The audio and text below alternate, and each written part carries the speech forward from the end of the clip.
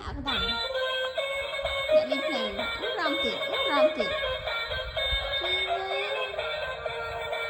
miền đông cũng không miền đông